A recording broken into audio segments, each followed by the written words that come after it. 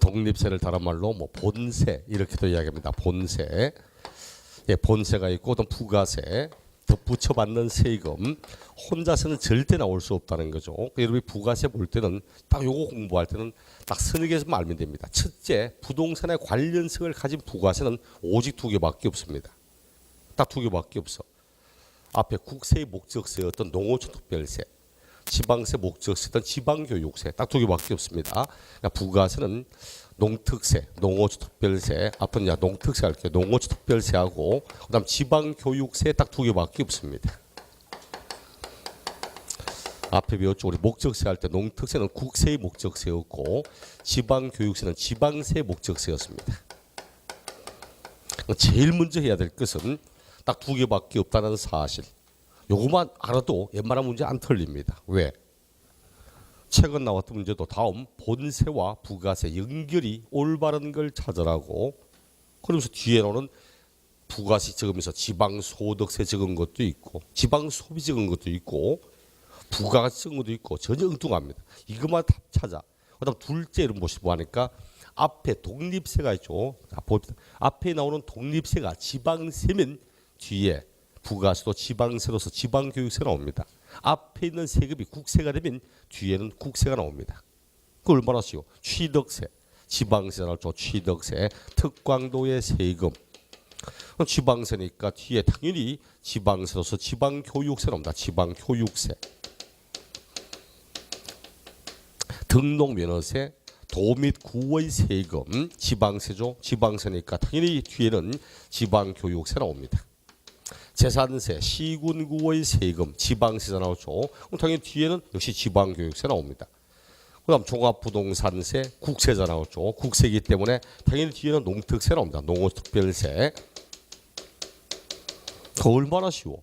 두 개밖에 없다. 딱 요것만 알면 앞에 세금이 지방세면 뒤에는 지방세가 나올 거고 앞에 세금이 국세가 나오면 뒤에 국세 나올 거고 이렇게 하면 됩니다. 다만 소득세가 나오죠. 소득세. 소득세 나오면 소득세는 주의할 것이 얘는 없습니다. 소득세 뒤에는 부가세가 원칙적으로 없다고 이야기를 해야 됩니다. 옛날에 있었어. 연습 좀 드시면 안다. 옛날에는 소득세 얼마, 밑에 주민세 얼마, 딱 주민세 얼마. 그렇죠. 월급 받아 월급 갑건세 나왔던 밑에 소득세 얼마, 주민세 얼마, 이자 소득 얼마, 주민세 얼마 따라왔습니다. 그때는 주민세가 부가세였습니다. 지금은 아니거든. 지금은 소득세 뒤에는 부가세가 없습니다. 그럼 첫째는 딱 이렇게 보고 그다음 특이한 놈이 누구냐니까 특이한 놈이 취득세는 분명히 지방세입니다. 지방세는 그 뒤에 지방세 나와야 되는데 얘는 농특세도 같이 나옵니다. 하나의 조세에 농특세, 지방교육세 둘 다가 공통적으로 같이 나오는 건 유일하게 취득세밖에 없습니다. 그러다 보니까 취득세 뒤에는 지방교육세가 원래 원칙인데 농특세도 함께 나오고 있다는 거지. 그 17회 시험 때 이렇게 나왔습니다. 취득세에 부과되는 농특세는 지방세이다. 틀렸잖아요. 비록 취득세 뒤에 나오지만 농특세는 원래 국세의 목적세거든. 근데 지문 왜 그렇게 냅니까? 취득세 뒤에 나오는 농특세는 지방세이다. 왜 그런 지문 내죠? 원래 원칙이 앞에가 지방세면 뒤에 지방세 나와야 되거든. 따라오니까 얘도 지방세다. 이서 틀린 지문 이렇게 내는 겁니다. 여러분 보실 때 딱 요 정도만 알아도 돼. 요 정도만. 어떤 조세 뒤에 어떤 게 나오는가 하나하나 외우는 게 아니고 두 개밖에 없다. 앞에 세금이 지방세면 뒤에는 지방세, 앞에가 국세면 뒤에는 국세. 주의할 것은 소득세 뒤에는 원칙으로 나오지 않고 그리고 취득세는 농특세 나올 수 있다는 사실. 딱 이렇게 말하면 됩니다. 조금 더 깊이 있게 하면 취득세, 등록면허세, 소득세, 보유 관련 세금은 상관이 없고 유통 관련 거래 과정의 세금들, 취득, 등록면허, 소득세 요 세 가지를 감면받았다. 요 세 가지 세금을 감면받으면 감면받은 세금의 20%의 농특세가 부과될 수 있다는 사실입니다. 요렇게만 합시다. 나머지 세세한 내용은 뒤에 가서 각각의 조세할 때 하고 첫째는 어떤 세금이 부가세인지 둘째는 어떻게 나오는지 특이한 놈은 취득세 뒤에 농특세 나올 수 있고 소득세 대 부가세 없고 딱 요 정도 선까지. 이렇게 하면 최근 20회부터 29회까지 부가세 문제 딱 두 번 나왔는데 두 번 다 이렇게 말하면 다 풀 수 있는 문제였습니다. 나머지 좀 더 세율이 몇 프로일까 어떻게 적용할까 이거는 각각의 조세를 할 때 내용을 보도록 하겠습니다. 그다음 부동산 관련 조세 이론 13쪽 뭐 유통과세, 보유과세 큰 의미 없는 이야기네 걸죠. 유통과세, 보유과세 이거 하려고 하는 게 아니고 요거. 자, 부동산을 취득합니다. 자, 부동산을 취득한다. 자, 이렇게 취득한 부동산을 보유하고 있고, 자, 보유하던 부동산을 타인에게 양도하고 있고, 자, 이럴 때 우리 법은 이렇게 말해. 가지고 있는 동안에 부과되는 세금, 재산세, 종합부동산세, 뭐 자동차세 이런 세금을 흔히 보유과세 이렇게 이야기를 하고, 그다음 부동산을 취득한다, 부동산을 양도한다 이런 세금을 앞에 이제 유통세라고 하죠. 유통세, 다른 말로 거래세, 거래 과정에서 발생하는 세금 이런 뜻입니다. 그럼 이제 취득 관련, 보유 관련 천데 그럼 그거 이야기하려는 게 아니고 취득에 관련된 세금 뭐 있더라? 앞에서 취득세가 있었고 또 뭐 등록면허세가 있었고 그것도 아니면 뭐가 있습니까? 부동산 취득할 때 상속증여세 이런 거 있죠. 무상취득이잖아. 무상취득 이런 세금은 오직 취득할 때만 나옵니다. 취득할 때만. 근데 보유세 나오는 세금 뭐 있죠? 보유세 나올 때 재산세, 종합부동산세, 뭐 재산분 주민세, 지역자원 시설세 이런 게 있습니다. 보유세, 재산세, 종합부동산세, 뭐 지역자원 시설세, 뭐 재산분 주민세 뭐 이런 것도 있습니다. 양도할 때 양도소득세. 예를 보세요. 대부분의 세금들은 이렇게 취득할 때만 내든지 보유할 때만 내든지 양도할 때만 내든지 이렇게 돼 있습니다. 근데 일부 세금은 이제 양다리 걸친 애들이 있어. 취득할 때도 내는데 보유할 때도 내고 또 보유할 때 내는데 양도할 때도 내고 그 취득할 때 내고 또 양도할 때도 내고 보유시 나오지 않고 또 취득할 때 보유할 때 양도할 때 다 나오는 세금도 있고 이런 식으로 요걸 가지고 시험에 문제를 출제하는 겁니다. 요걸 가지고 근데 취득할 때도 내는데 보유할 때도 내야 되는 세금 뭐 있습니까? 뭐 있다? 여기 있잖아. 지방교육세. 지방교육세는 취득세 등록면허처럼 취득할 때 나옵니다. 또 재산세 뒤에 나오니까 보유할 때도 나옵니다. 대신 양도할 때는 안 나와. 지방교육세는 부동산의 취득, 부동산의 보유 시에 부과되는 세금입니다. 양도 시에는 나올 수가 없는 세금이고 이런 가지고 문제를 내면 어떻게 냅니까? 이거 가지고 내면 한 두 번 정도 나왔던 문제인데 다음 부동산의 취득과 보유 시에 나올 수 있는 일이 안 되더라고. 다음 부동산 양도 시에는 부과될 수 없는 세금은 부동산을 양도할 때 양도자에게 부과되지 않는 세금.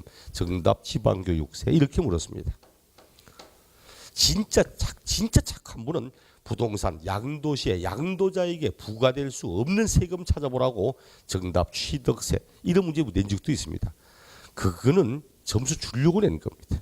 그렇죠? 아니 파는 사람 때는 취득세가 아니잖아. 취득한 사람 내는 거지. 그런 문제 틀려. 근데 왜 틀린 줄 압니까? 이렇게 쉽게 낼 리가 없는데 뭔가 분명히 숨기는 함정이 있을 건데 내가 팔잖아. 팔면 저 사람은 사잖아. 사면 취득세 내잖아. 취득세 이래가서 분명히 있어. 왜? 너무 쉽다 보면 사실 그렇습니다. 너무 쉽다 보면 적당히 쉬우면은 야 쉽네. 근데 너무 쉬우면 사실 함정 아닌가 싶은 생각 들어. 그래서 옛날에 제가 회계 시험 치는데 현금 과부족 문제 나오는데 딱 보자마자 답이 딱 보이는 거예요. 계산 문제인데 계산할 필요도 없이 딱 보자마자 답이 보이더라고. 이게 근데 아닌데 싶어서 딱 냈습니다. 결국 딱 그거 한 개 틀렸어. 제가 그게 너무 쉬워 보니까 이거는 뭐 손댈 필요 딱 보자마자 답이 딱 보이게 이건 아니지. 결국 저도 그래 틀리더라고. 그래서 그래요. 지방교육세 또 봐. 부동산을 보유하고 양도할 때 오는 세금 뭐냐니까 이거 종합소득세입니다. 종합소득세. 요놈 내려고 하는 게 아니니까 종합소득세 나와. 나 우리 부동산을 가지고 있다. 부동산을 보유하고 있다. 소득세 나온다 안 나온다. 부동산을 가지고 있으면 가지고 있는 동안 소득세 나올 수 있다 없다. 가지고 있는 동안 소득세가 나올 수 없다는 분은 현재 뭐 상가, 점포나 건물 등이 없다는 것을 본인이 지금 자백하고 있는 중입니다. 상가, 건물 가지고 있잖아. 가지고 있는 동안 임대하면 임대소득 나오잖아. 임대소득. 사고 팔고 안 해도 보유하는 동안에도 보유하는 그 건물을 임대하면 임대소득에 대한 사업소득으로 종합소득세 나옵니다. 가지고 나올 수 있습니다. 분명히. 또 팔았을 때 팔면 양도소득 하지만 우리 양도는 있죠. 타인에게 돈 받고 파는 게 양도입니다. 근데 문제는 이 양도를 일시적이고 우발적으로 하면 양도소득인데 계속적이고 반복적이면 양도소득이 아닙니다. 사업소득입니다. 양도소득은 자산을 양도하되 일시적, 우발적, 비경상적일 때는 양도소득, 계속적이고 반복적일 때는 우리 계속적이다, 반복적이라는 걸 딱 한 글자로 뭐라고 하죠? 한 글자. 부동산을 계속 반복해서 팔고 있다. 한 글자로. 저 업이라고 합니다. 업. 어떤 분은 부동산을 계속 사고 팔고 있다. 한 글자. 꾼. 꾼한다 그러죠. 쭉 이런 분도 있는데 업입니다. 사업이란 뜻입니다. 우선 부동산 매매업자입니다. 그때는 양도소득과 사업소득으로 종합소득세 나옵니다. 근데 문제는 이거 하려는 게 아니고 소득세가 나오면은 부가세는 아니지만 반드시 따라 붙이는 게 지방소득세, 지방소득세. 이거 하려고. 요 놈도 다음 부동산의 취득 시에는 부과될 수 없는 세금은 그래서 지방소득세 이렇게 먹으면 한 2번쯤 됩니다. 또 부동산을 취득하고 양도할 때 나오는 세금 인지세.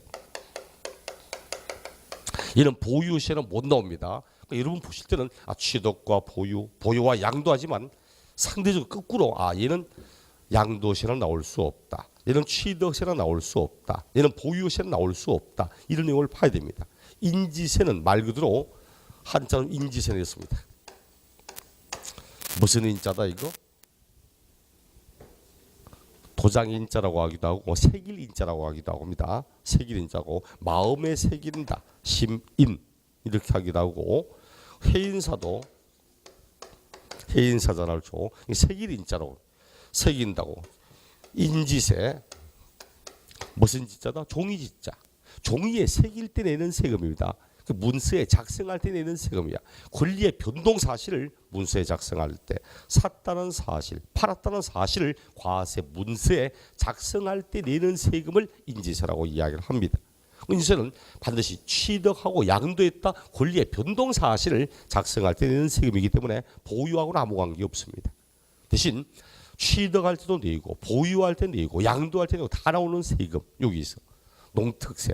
농특세는 취득세 뒤에도 나오고 보유할 때 종부세들이 나오기도 하고 양도소득세를 감면받으면 농특세 나오기도 하고 즉 취득, 보유, 양도 시에 다 나올 수 있다는 뜻입니다.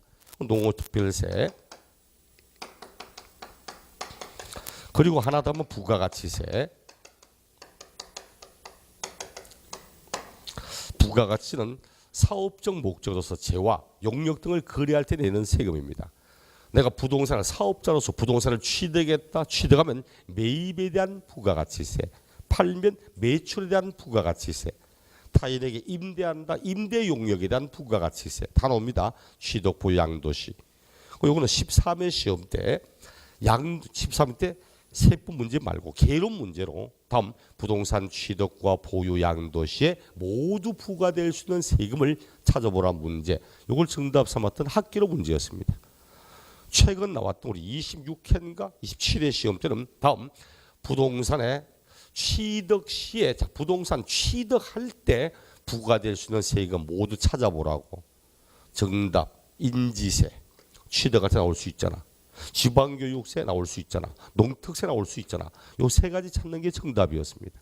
그럼 다음 부동산 보유 시에 부과될 수 있는 이러면 얘는 안 되고 얘는 되고 얘도 되고 얘 되지. 양도 시에 말하면 쟤는 되지만 얘는 안 되고 이런 식들의 문제입니다. 그러니까 여러분이 아주 요 그림을 통해서 얘는 총론 가운데서 총론 문제가 2문제쯤 나옵니다. 2문제 나오는데 총론 가운데 1순위는 아니지만 2순위나 3순위 정도는 되는 애들입니다. 10번쯤 시험 치면 한 4-5번 정도 확률상 한 50% 정도 되는 애들이 얘니까 총론에서는 그나마 상대적으로 좀 중요성이 있는 의미가 있는 부분들입니다. 이런 건 보셔야 돼. 우리 14쪽 보니까 위에 그림 나오죠. 취득, 보유, 양도 단계. 챙겨보니까 취득, 보유, 양도 단계에서 다 동시에 부과될 수 있는 것 농특세, 부가가치세, 지방 소비세도 있지만 지방 소비세는 큰 의미가 없고, 그다음 취득과 보유에 나오는 지방교육세, 그다음 보유와 양도에 나오는 지방소득세 등등등 같이 표시해놨죠. 여기 하나 빠졌네. 취득과 양도세는 인지세도 있는데 칠판에 있는 이런 정도 내용만큼은 꼭 기억을 하셔야 됩니다. 이 정도까지는 기억을 해야 돼. 그 다음 보니까 지방세의 용어 청이 지방 용어적인 큰 의미 없습니다. 지자체, 지자체장, 지자체조합, 지방세, 지방세 관계법, 과세 표준, 표준세율. 표준세율 한번 보겠습니다. 표준세율. 표준세율은 다른 말로 탄력세율, 표준세율, 다른 말로 탄력세율 이렇게 이야기를 합니다. 표준이란 말 어디서 많이 사용합니까? 표준이란 말 어디서 많이 사용하죠? 사람의 키도 표준 키, 표준 몸무게, 표준 IQ 이런 이야기 하잖아요. 그러니까 모든 사람이 다 표준 키가 됩니까? 표준 키보다 큰 키도 있고 작은 키도 있잖아요. 그렇죠? 이런 것처럼 세율도 표준 세율 이래 말할 때는 원래는 요 세율을 적용하지만 요 놈보다 높게도 낮게도 할 수 있다. 즉 탄력적인 조정이 가능한 세율 이런 걸 표준 세율 이렇게 이야기를 합니다. 요거는 지방세에서 지방자치단체가 원래 법이 정하고 있는 세율이 있다. 요 놈이 표준 세율이다. 그럼 법에서 세율이 딱 이렇게 되어 있다면 반드시 요 세율만 해야 될까? 아니면 이와 다르게 좀 더 높게도 낮게도 할 수 있을까? 이렇게 해서 요 표준 세율의 100분의 50 범위에서 표준 세율의 플러스 50%, 마이너스 50%요 범위에서 가감 조정할 수 있다고 이야기를 합니다. 왜 그런가 하니까 예를 들어서 우리 2001년도 IMF 환란이 1997년도 9월 달인가 10월 달인가 그때 시작을 했는데 2001년쯤 되니까 이제 끝나가면서 그때부터 오히려 부동산 가격이 다 상승하기 시작하더라고. 2001년도에 부동산 가격이 이때부터 이제 서울의 아파트 가격이 튀기 시작하더라고. 그때는 몰랐잖아, 그렇죠? 이제는 바닥인가 이 생각을 했지만 어느 정도 갈지 몰라서 제가 2001년도 강남 그 청담동에 딱 한강 보이는 거기에 18평 아파트 하나 샀습니다. 요걸 진짜 매입했거든. 제가 1억 4천 줬어.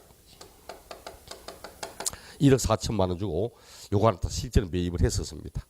1억 4천 하면서 1억 2천은 대출 받았고 제 돈 딱 1,000만 원 더 갖고 현재 살고 있는 사람이 보증금 1,000만 원에 월 65만 원인가 살고 있었습니다. 내 돈 딱 1,000만 원 더 가서 근데 1억 2천 대출 받았는데 임대 월 나오는 월 65만 원 받아서 이자 주니까 3만 원인가 4만 남더라고. 오히려 남았습니다. 딱 1년 지나서 2002년 팔았습니다. 2002년도 딱 되니까 중개업소에서 파실랍니까? 연락 왔더라고. 얼마인데요 하니까 2억 5천 주겠다고 팔아거든. 2억 5천 주겠다고. 이 웬 떡인가에 팔았습니다. 딱 1년 만에 1억 이상 벌었잖아. 양도소득세 없습니다. 왜? 그 당시 양도세 감면됐거든. 부동산의 거래가 워낙 경기가 안 좋다 보니까 부동산 주택을 취득해서 5년 안에만 팔면 양도세 면제해 줬거든. 10원도 세금 안 냈습니다. 좋다고 팔았습니다. 그 애들 엄마가 당신 최고라고 1년 만에 1억 이상 벌었잖아. 이렇게 하던 사람이 이게 요즘 이 아파트가 평당 1억 합니다. 요즘 평당 1억 합니다. 이거. 그것도 재건축해가지고 재건축해서 그때 18평 아파트 재건축한다는 이야기는 있었었는데 지금 청담도 자이 아파트입니다. 대한민국에서 비싸기로는 거의 막 다손가락 꼽히는 아파트입니다. 이게 연예인들 굉장히 많이 살고 하는데 그 아파트인데 여기 요즘 32평 그때 내 돈 한 1억 2천만 더 못했으면 3, 4평 받았거든. 3, 4평 이게 지금 34억, 35억 하고 있습니다. 가지고 있었어 봐. 1억 2천만 더 못했으면 내 돈 거의 들어간 것 없이 결국은 30몇 억씩 가지고 있을 건데 그렇죠. 이러던 집사람이 요즘 이러잖아. 성질만 급해가지고 그럽니다. 봐, 문제는 이게 개수시더라고. 팔고 있는데 얼마 후에 안 잡니까? 2억 5천 하는 게 1년 지나니까 4억 가까이 가더라고. 이렇게 많이 올라가면 또 문제가 생기거든. 그래서 일단 뭐하죠? 거래를 좀 억누를 필요가 있다. 그럼 서울시가 취득세는 원래 이래가 취득세는 원래 4%지만 50%보다 6% 올려버리면 거래관계 세금이 늘기 시작하면 그걸 좀 억누를 수 있어. 문제는 전국이 다 이렇게 올라갑니까? 전국이 다 이렇게 올라가요? IMF는 다 끝나가는 시점이라고 막 오른다고. 서울이 미친 듯이 오르더라고 실제로. 그럼 경상북도, 안동시, 도산면, 가속리, 우리 집 주소를 적고 있습니다 지금. 자, 여기를 왜 안 올라 그러는데 여기를 왜 안 오릅니까? 대충 어딘가 느낌 안 듭니까? 도산면, 가속리잖아. 도산서원 지나서 있는 동네입니다. 도산서원 지나서. 어쨌든 여기는 안 올라. 문제는 이렇게 많이 오른다고 세법 자체를 고쳐서 세율을 위로 올려버리면 그렇지 않아도 거래가 이루어지지 않고 있는 동네는 죽으라고 이야기밖에 안 되는 거야. 그럼 이 지자체는 우리는 안 오르네? 그럼 어떻게 하고? 우리는 그럼 세율을 밑으로 떨어뜨려서 그걸 활성화시킬 필요가 있잖아. 그렇죠? 그래서 세율 자체를 법을 고치는 게 아니고 원래 세율은 법은 이렇다. 각각의 지자체 재정 상태나 각각의 지자체 부동산 경기가 틀리니까 거래가 말이 되는 지역은 좀 높여도 되고 그래 안 돼 좀 낮춰도 되고 이제 지자체에서 각각이 판단해서 세율을 조정할 수 있도록 만들어주는 것 이를 우리 표준 세율을 이야기합니다. 그럼 앞으로 이름이 시험 칠 때 취득, 등록, 재산세 이런 쭉 문제 나올 때 지방세 문제 풀면서 세율을 탄력적으로 조정할 수 있습니까? 물으면 무조건 할 수 있다고 말하고 얼마를 조정할 수 있냐 물으면 무조건 원래 세율의 50% 범위 안에서는 가할 수도 있고 감할 수도 있고 이렇게 말하면 다 맞는 지문됩니다. 납세자, 납세 의무자, 제2차 납세무자, 보정인, 특별징수, 신고나 뒤에 내용이 안 나오나? 너무 용어로만 끌고 가면서 날로 먹은다는 느낌 드는데 몇 가지만 찾아 한번 볼게요. 몇 가지만. 납세자랑 납세자. 납세자에는 이렇게 하면 납세자는 납세 의무자. 납세자에는 납세 의무자와 원천징수 의무자 또는 특별징수 의무자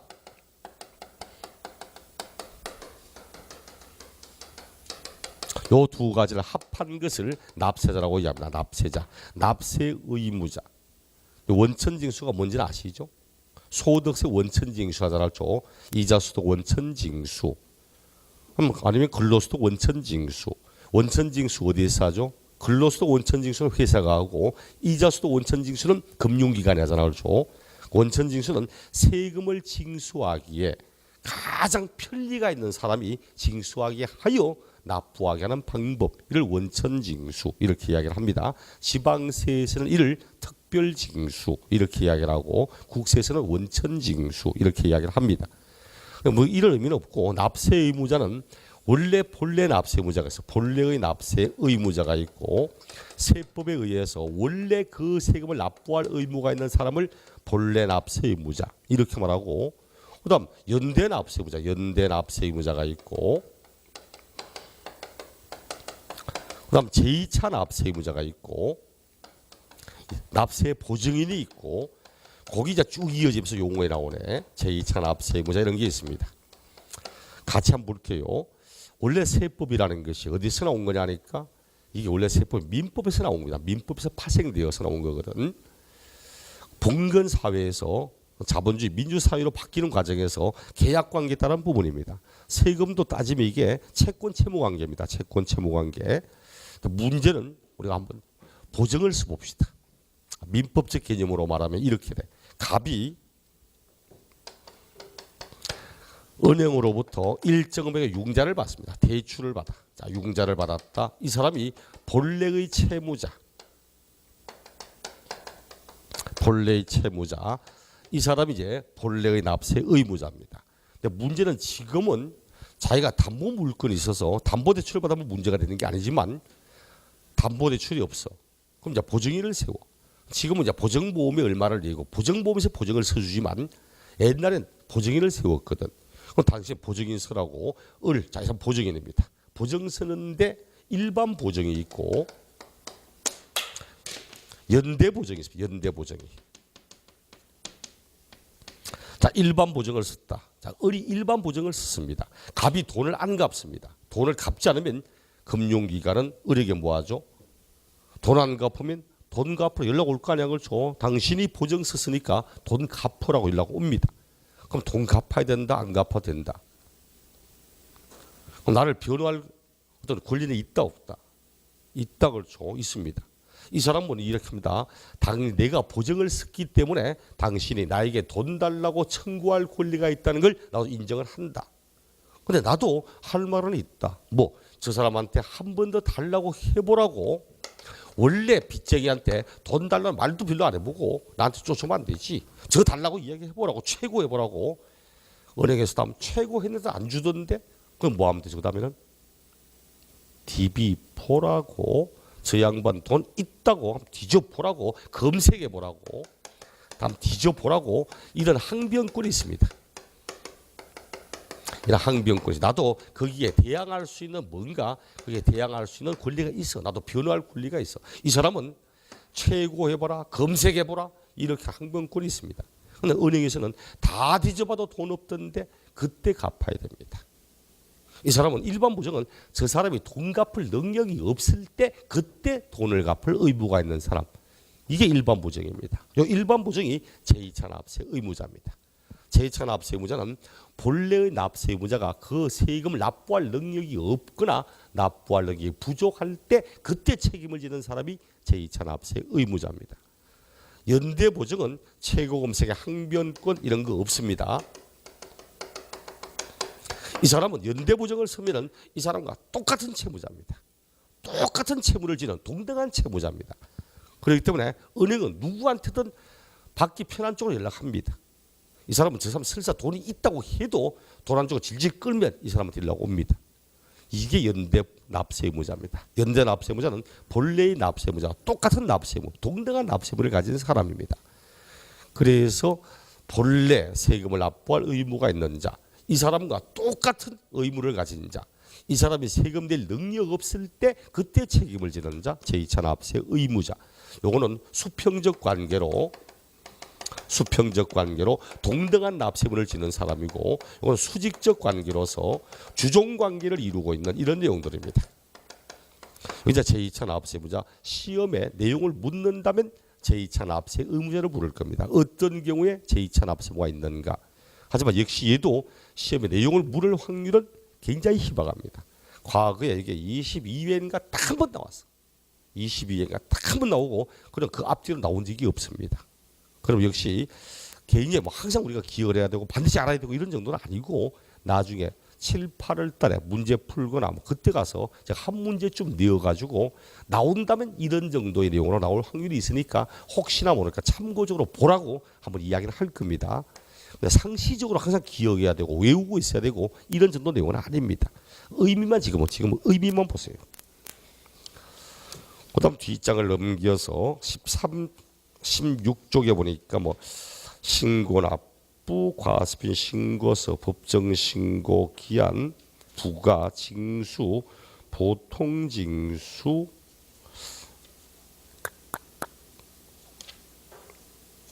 가산세, 가산금은 또 뒤에 따로 나오는 거고 지금은 그냥 쭉 넘어갑시다.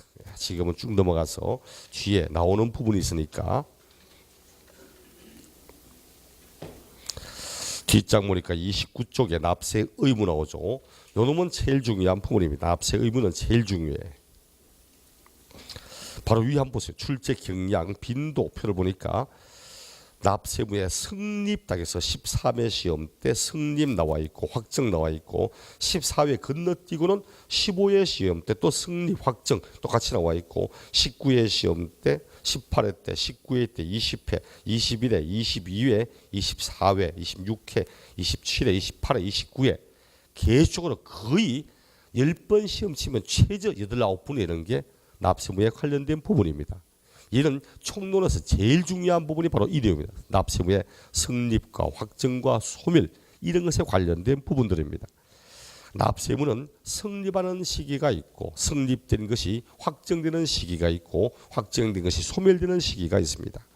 납세의무는 언제 성립하고 언제 확정되고 언제 소멸될까 이렇게 하는 거죠. 자, 요 내용을 보기 전에 먼저 34조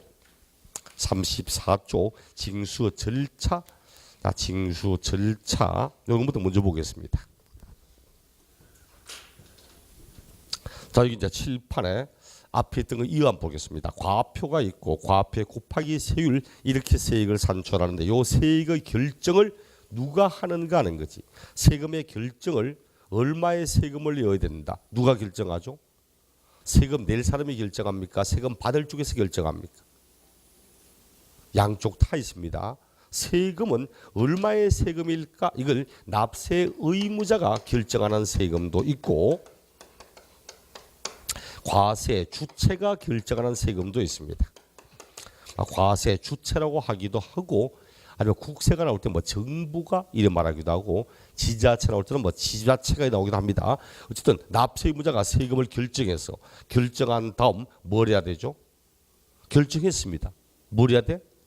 신고하고 납부해야지. 그렇죠. 납세 의무자가 스스로 결정하여 이를 과세 주체에게 이를 신고하고 납부합니다. 이런 방식을 우리 신고납부 방법이라고 이야기를 합니다. 징수 방법에서 이게 신고납부 방법입니다. 이를 국세에서는 신고납세 이렇게 이야기합니다. 국세에서는 신고납세라고 말하고 같은 말이지만 국세와 지방세를 구분하려고 지방세는 신고납부 방법, 국세는 신고납세 제도 이렇게 이야기를 합니다. 조금 더 세려봅시다. 신고납부 방법이 무엇인가 물으면 납세 의무자가 세액을 정하는 겁니다. 그런데 납세 의무자를 세액을 당신이 결정하라. 이 말은 세율을 네가 정하라 이런 말입니까? 세율을 네가 결정하라? 아니잖아요. 세율은 법률이 정한 바에 따라 해야 되거든. 앞에 봤듯이 헌법 59조에서 조세의 종목과 세율은 법률이 정하는 바에 의한다. 취득세 세율이 예를 들어 4%인데 나는 0.4%로 결정을 했다. 이게 있을 수 없는 이야기거든. 세율은 반드시 법이 정한 대로 해야 돼. 그럼 이건 지가 정하는 게 아닙니다. 그럼 뭘 네가 결정하라는 뜻입니까? 결과적으로 과표를 네가 정하라는 이야기잖아요. 과표를 정하라고. 우리 법은 신고납부 방법이란 납부할 조세의 과세 표준과 세액을 납세 의무자가 결정하여 이를 신고 기한 안에 자진 신고하고 납부하는 방법을 말한다. 이렇게 이야기를 합니다. 그런데 이건 과세 주체가 세금 정해서 주체가 정한 다음 이렇게 정했다고 납세 의무자에게 알려줍니다. 알려준다는 걸 두 글자로 하면 고지. 이걸 알려준다고 고지하잖아. 알려줍니다. 고지세를 교부하여 징수하지. 이걸 우리 보통징수야. 보통징수. 그리고 국세에서는 이를 부가과세, 정부 부가과세 이렇게 부가과세라고 정부가 부가여 과세한다고 부가과세 이렇게 이야기합니다. 그럼 얘도 말 그대로 보통징수 방법이란 이름으로 하면 과세 주체가 과표와 세액을 결정하여 납세 의무자에게 고지세를 교부하여 징수하는 방법. 이게 이제 보통징수받아. 세금의 징수법에는 세 가지가 있습니다. 요놈 하나, 그리고 원천징수 하나. 딱 세 가지 징수 방법이 있어. 근데 시험에는 원천징수 방법 시험 내지 않으니까 시험에 나오는 조세는 신고납부 아니면 보통징수입니다. 그렇다면 신고납부의 의미 보통징수 조금 더 이제 갑시다. 그럼 신고납부해야 되는 세금인데 신고납부 안 하면 어떡합니까? 납세 의무자 보고 당신이 과표를 정하라는데 신고 안 하면 어떡해? 신고 안 하면 신고할 때까지 평생 기다려준다. OX. 그런 게 어디 있어? 그렇죠. 소득세 신고납부하라는데 신고 안 하면 평생 신고할 때 기다려주고 그런 게 어디 있습니까? 당신이 아니 원래 네가 해야 돼. 네가 안 하면 누가 해? 네가 안 하면 내가 한다고 그러죠. 네가 하면 내가 하는 겁니다. 그럼 어떡할까? 당신이 해야 되는데 안 하니까 어쩔 수 없이 주체가 과표를 정한 다음 법이 정하는 세율을 곱하여 산출한 세금을 이제 고지세를 보냅니다. 근데 아무런 벌칙 없으면 문제 있잖아. 아무런 벌칙이 없다면 신고 왜 합니까? 가만히 있으면 지가 알아서 계산해서 보내줄 건데. 그 문제는 그래서 본인이 해야 되는데 하지 않으면 산출한 요 세개에다가 플러스 가산세라고 하는 페널티를 플러스 시켜 너는 이 금액을 가지고 이제 고지서를 보내는 겁니다. 그래서 항상 우리 신고한다, 납부한다, 신고의 의무, 납부의 의무 이런 의무가 있음에도 불구하고 이런 의무를 세법상에 있는 의무를 이행하지 않았다. 이때 적용하는 페널티를 가산세라고 합니다. 가산세. 여기 이제 가산세입니다. 그 법은 가산세라 하면 세법상의 이런 의무를 성실하게 이행하도록 하기 위해서 의무를 이행하지 않은 경우, 자 보세요. 의무를 이행하지 않았을 때 산출한 세액에 가산하여 징수하는 금액, 이걸 가산세라고 합니다. 기본적인 이해입니다. 아, 내가 해야 되는데 안 하니까 주체가 정하여 세액을 산출한 다음 페널티 가산세를 가산한 요 금액을 가지고 고지서를 보낸다는 뜻이에요. 그러므로 신고 납부할 세금을 하지 않으면 보통징수로 갑니다. 본인이 안 하면 보통징수로 가. 그 다음 고지서 나왔습니다. 고지서가 나왔는데 고지기한 안에 세금 안 내잖아고 그렇죠. 고지기한 안 내서. 아파트 관리비 나왔는데 관리비 마감 납부일까지 안 냈어. 전기요금 나왔는데 납부일까지 안 냈어. 그 밑에 뭐 있습니까? 납부기한 경과 후 납부할 금액. 그래서 조금 더 많은 금액이 보태져 있잖아. 이건 가산금입니다. 가산금. 고지서에 적혀 있는 그 금액을 고지기한 안에 완납하지 않았다, 납부하지 않았다, 부족하게 납부했다, 이때 적용하는 것을 가산금이라고 이야기합니다. 가산금. 가산금, 가산세는 세금이고 가산금은 연체이자의 성격입니다. 이래 보셔야 되지. 뚝 이어서 과표를 무엇으로 할까? 거기에 따라서 세율의 구조가 달라지고 이렇게 세액을 산출하는데 누가 세액을 결정하는가 따라 주어지는 징수 방법이 달라지고 징수 방법이 무엇인가 따라 주어지는 페널티가 달라지게 되고 이런 식으로 이루어져 있습니다. 그래서 교재를 보니까 33쪽에 33쪽이 아니고 34쪽에 징수 절차 신고 납부하는 게 있다. 신고 납부는 납세 의무자가 과표와 세액을 정하여 신고해야 된다는 이야기고, 그다음 결정 고지 부가징수 또는 보통징수, 이건 주체가 세금을 결정하여 납세 고지서를 교부하여 징수하는 방법을 의미하는 뜻입니다. 그리고 3번 끝에 그 양가로 2번 끝에 고지서에 적혀있는 금액을 납부기한에 납부하지 않으면 그 고지된 세액의 가산금을 가산하여 징수한다고 이야기를 하고, 이제 뒤에 가산세는 세법상에 있는 의무를 성실하게 이행하도록 하기 위해서 이런 의무를 이행하지 않을 때 산출한 고세액에 가산하여 징수하는 금액을 말하고, 그 밑에 이제 가산세의 의미, 가산세의 종류 쭉 이런 게 있죠. 우리 1, 2월 달에는 굉장히 세세한 수치보다도 전체 개념을 먼저 이해합시다. 여러분 보실 때 이게 가산세는 이래요. 가산세는 신고를 제대로 하지 않았다. 신고 불성실 가산세, 신고 불성실에 대한 그런 가산세가 있고, 또 납부를 제대로 하지 않았다. 납부 불성실 가산세 이런 게 있습니다. 신고 불성실도 어떤 게 있겠습니까? 신고 불성실도 생각을 해보면 어떤 게 있겠습니까? 그래서 적게 신고하는 경우도 있고 신고 안 하는 경우도 있고, 이거 적게 한 걸 과소신고 가산세, 신고 안 한 건 무신고 가산세. 근데 적게 신고한 것도 이런 거 있어. 적게 신고한 것도 내가 계산상 착오로 인해서 적게 한 경우도 있지만 허위 계약서를 작성한다, 다운 계약서 쓰고 이렇게 해서 의도적으로 조작해서 적게 하는 경우도 있어. 이런 이제 부정과소 신고도 있고 부정무신고도 있습니다. 그 가산 신고 불성실 가산세는 4가지가 있습니다. 과소 신고 가산세, 무신고 가산세, 부정과소 신고 가산세, 부정무신고 가산세 4가지가 있습니다. 납부 불성실, 납부하지 않거나 적게 납부하거나 이럴 때 납부 불성실 가산세 하루 지날 때마다 매일 1일 1만 분의 3, 매일 0.03%씩을 가산하는 이런 방식 쓰는 게 있습니다. 고지서 나왔는데 내지 않고 있다. 가산금, 일종의 연체자의 성격입니다. 일단은 지금 뭐 이렇게만 봅시다.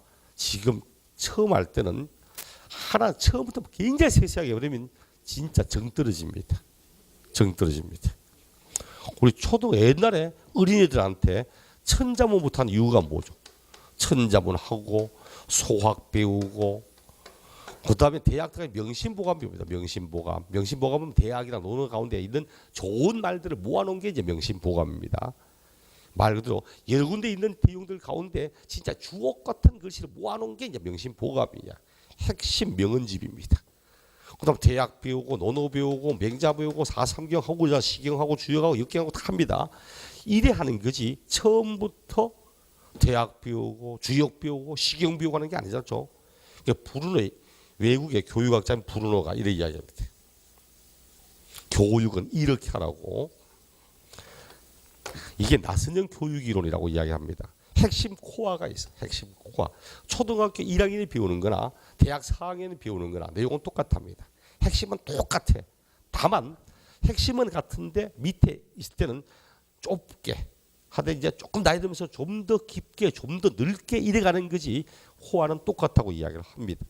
이런 거 지금 우리도 배울 때 처음부터 지금 초등학교 1학년 들어오셨는데 처음부터 나누기하고 루트 세우고 로그 보내고 코사인 나오고 이러면 뒤집니다. 지금은 뭐 할 차례다? 지금은 더하기, 빼기 이런 거 할 차례라서 너무 깊은 내용보다는 머릿속에 세금이라는 것이 이런 식으로 해서 산출되고 이렇게 이루어지고 이렇게 되면 안 하면 이런 벌칙을 받게 되고 이렇게 보시라고. 숫자는 지금 당장 외우지 않아도 괜찮습니다. 중요한 건 있죠. 그래도 숫자를 틀리기 위해서 16문제 가운데 숫자를 틀리기 위해서 문제 삼거라는 것은 많아봐야 한 2개밖에 없습니다. 계산 문제 많아봐야 한 문제 계산 문제 나면 많이 나면 한 개밖에 안 나와요. 숫자 틀리기 하는 건 전체적인 세법에서 그래 많은 비중을 차지하는 게 아닙니다. 지금은 어떤 걸 많이 문제 내냐니까 당신이 이 내용을 진짜 이해하고 있는지 이걸 응용해도 당신이 알고 있는지 뒤바꿔도 당신이 알고 있는지 이런 식으로 문제를 내고 있기 때문에 숫자는 지금 옛날 필요 없습니다. 지금은 이런 식으로 이루어진다. 이걸 알아야 뒤에 납세분을 할 수가 있습니다. 어떤 세금이 신고납부하고 어떤 세금이 보통징수하는 거니까 요래 보시. 이제 유통세, 거래세. 진짜 깊이 하면 이거보다 더 깐깐하지만 이렇게 봐도 문제 푼 지장이 없어. 유통세, 신고납부합니다. 거래세, 보통징수합니다. 여기 지웠구나. 유통세, 취득세, 등록, 소득세, 부가가치세, 보유세, 재산세, 종합부동산세. 왜? 이런 보세요. 유통세, 취득세, 얼마에 취득했다는 사실, 취득가액이기도 취득세 과합인 취득가액입니다. 얼마에 취득했다는 사실을 가장 정확히 잘 알고 있는 사람 누구죠? 본인이잖아, 그렇죠? 당신이 취득가액을 가장 정확히 잘 아니까 취득가액이 얼마라는 걸 당신이 신고하랍니다. 그 이름 뒤에 가면 취득세 과표는 원칙이 납세부자의 신고가액으로 합니다. 신고가액으로. 당신이 얼마에 취득해서 신고하고 법이 정하는 세율을 정하여 산출한 세금을 납부하라고 이야기하는 겁니다. 단 예외적으로 뒤에 가서 신고해야 되는데 안 하면 지자체가 과표를 정하거든. 그 취득세 과표는 원칙은 납세무자의 신고한 금액으로 하고 예외적으로 신고하지 않거나 터무니없이 신고하는 경우는 지자체가 정하는 금액으로 하고 이렇게 시작을 합니다. 양도소득세 얼마에 팔았다. 양도가액 살 때는 얼마 주고 샀다. 취득가액 그 차익이 얼마가 나왔고 이걸 가장 정확히 잘 알고 사람 본인입니다. 신고하라고 합니다. 부가가치세 매입을 얼마 했으며 매출은 얼마고 지가 제일 정확히 잘 알아. 이게 다 신고 납부하는 겁니다. 앞으로 취득세, 등록면허세, 소득세는 얼마의 소득이 생겼고 본인이 제일 정확히 알거든. 대신 재산세, 종합부동산세, 자동차세 이런 거는 내 재산 가격이 얼마인지 모릅니다. 저도 자동차세 원래 내 차가 가격이 얼마인지 제가 정확히 알 수 없잖아. 오늘도 몰고 왔지만 2005년산입니다. 제 차가 2005년산이야. 그럼 2019년도니까 15년 됐네 이제. 15년 된 이 차 지금 얼마쯤 하겠습니까? 모르잖아요. 나도 알 수가 없어. 그것도 원래 가지고 있던 건 아니고 친구놈이 타던 거 제가 뺏어왔습니다. 작년에 100만 원 주고 뺏어왔어. 진짜 딱 100만 원 주고 뺏어왔습니다. SM5를 차 바꾼다기에 10몇 년 만에 차를 바꾼다기에 뭔 차를 타면 좋겠냐 묻기에 지금 타는 차는 뭐 할 건데. 그래서 왜 하니까 놔달라고 했습니다. 그러면 안 된다고 막 발버둥 칠 줄 알았는데 하는 거예요. 준다고. 그래서 제가 돈은 100만 원 줬습니다. 또 공짜로 받으면 안 되거든. 공짜로 받았는데 뭐 사고 나거나 하면 원망하거든.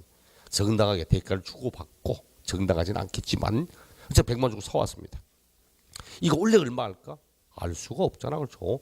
이런 식으로 내가 가지고 있는 재산의 가치를 네가 평가해서 재산 가액이 얼마라는 걸 네가 정하라고 말하면 주묵구구밖에 안 돼. 여러분 항상 가지고 있는 재산에 대한 세금은 다 주체가 세금을 결정해서 고시 나온다고 보시면 됩니다. 이제 신고납부, 재산세는 보통징수 이렇게 사용합니다. 자, 이걸 기본 근거를 깔고 납세의무의 성립, 확정, 소멸을 보셔야 돼.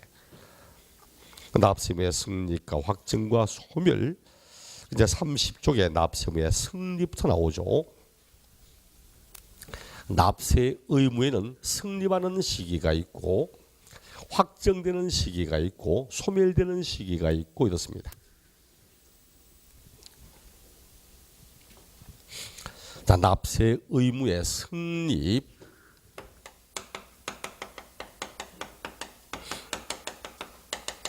성립 시기. 이렇게 성립된 것이 구체적으로 확정이 되는 납세 의무의 확정 시기. 이렇게 확정된 것이 사라지게 되는 납세 의무의 소멸 시기. 쉽게 합시다. 이 세금은 어떻게 하면 이 세금을 낼 의무가 생길까? 이렇게 생긴 이 세금을 언제까지 확정지어야 될까? 확정된 세금을 어떻게 하면 이 세금이 사라질까? 이렇게 이야기를 합니다. 취득세는 과세 물건을 딱 취득하면 의무가 생겨. 이렇게 취득한 것을 취득한 그날부터 60일 안에 신고하여 확정됩니다. 신고한 그 세금을 납부하면 사라집니다. 이게 성립, 확정, 소멸이야. 요 세 가지 가운데서 시험 문제 낼 때 제일 착한 사람이 문제 낼 제일 착한 사람 그 사람이 문제 낼 때는 뭐 내는가? 확정식이 냅니다. 확정식이 문제를 내는 분이 제일 착한 분이야. 이게 말이 확정이지 뭘 묻는 문제인가 하니까 이거 징수 방법 묻는 문제입니다. 징수 방법을. 징수 방법 방금 봤잖아. 두 가지 있다고. 신고 납부 보통 징수를 줘. 그럼 봅시다. 신고 납부하는 세금은 납세의무가 언제 확정되는가 하면은 납세 의무자가 과표와 세액을 신고하면 확정됩니다. 납세의무자 신고에 의해서 확정돼. 보통징수하는 세금은 과세 주체가 과표와 세액을 결정하면 확정됩니다. 그 이름이 확정시기 문제는 있죠. 다음 최근 나왔던 문제가 25회인가 뭐 문제인데 다음 납세 의무자가 과세 표준과 세액을 신고함으로써 확정되는 조세는 그 말은 신고 납부하는 세금 찾으라는 뜻입니다. 정답은 양도소득세에서. 거래과정의 세금이잖아. 다음 과세 주체가 정부가 세금을 결정하여 확정되고 이름으로면 보통징수하는 세금 찾으라는 뜻입니다. 그럼 얼마나 쉬워. 얘는 신고 납부하는 세금인가? 그럼 본인이 신고하면 확정된다. 보통징수하는 세금이다. 주체가 결정하면 확정된다. 이게 이거밖에 없습니다. 답은 앞에 비웠듯이 신고 납부할 세금인데 안 하면 뭔다 했죠? 신고 납부 안 하면 어쩔 수 없이 보통징수한다 했죠. 그 28회 때 취득세 문제 지문 안에 취득세는 납세 의무자의 신고에 의하여 확정되지만 신고 의무를 이행하지 아니한 때는 지자체가 결정함으로써 확정되기도 한다. 오케이, 당연히 맞는 지문입니다. 그 말은 신고 납부하지만 안 하면 보통징수를 한다. 이 말과 똑같은 말이거든. 이런 식의 의미입니다. 보통 확정시기 내는 분이 제일 착한 분이고 좀 까탈스럽게 보통 확정시기도 조져내는 편이지만 보통은 성립과 소멸적으로 많이 냅니다. 특히 성립 쪽으로 훨씬 많이 응급을 하고 있는 편들입니다. 작년 29회 시험 때도 성립시 가지고 문제를 출제했지. 28회 때는 소멸시 가지고 문제를 냈습니다.